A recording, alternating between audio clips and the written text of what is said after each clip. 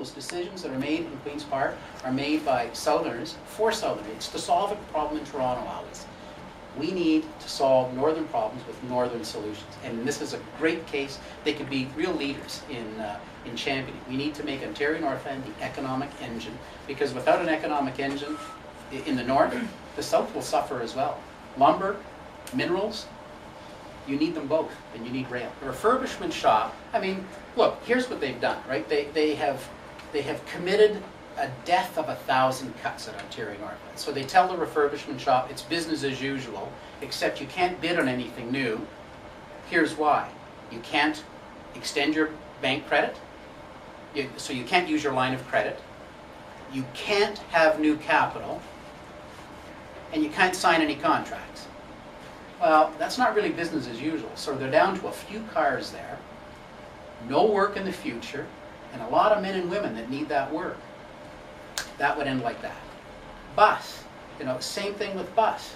Yes, it's business as usual, except you can't have any new charter contracts. You know, we talked about the battalion. When I talked to Mike Griffin, we exposed the battalion, a school, a church, all of these people who wanted charter businesses, and they say it's business as usual, but they can't have any new charter business. All that would end. Right? The flow of cash would resume, business would resume, but not business as usual. It's got to be discussed about what do we really need now? What do we truly need? You can't just go back to the old ways. Do you see passenger rail returning that fast as well?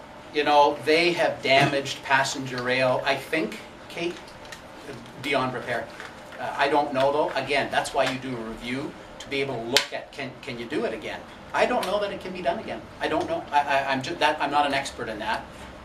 Obviously, neither are they, or they would have had a proper review before canceling the Northlander and putting all these other assets for sale. I have met with the pensioners in this office maybe 5 times. You know, every 3 months we meet. In the heyday, when they had that pension holiday, was a big mistake. To go from a holiday, and then when the market tumbled in 2008, it just crashed it. So that's something that you, your chair or president of your association, have to keep fighting within Ontario Northland. That is not a government decision, certainly not an opposition decision, but it's not a government decision. And you know, I hear you loud and clear. I know that paying the buyouts of the last round of layoffs using pension money is what caused part of this problem as well. It's a sin that you have a hard time getting over, to be perfectly frank.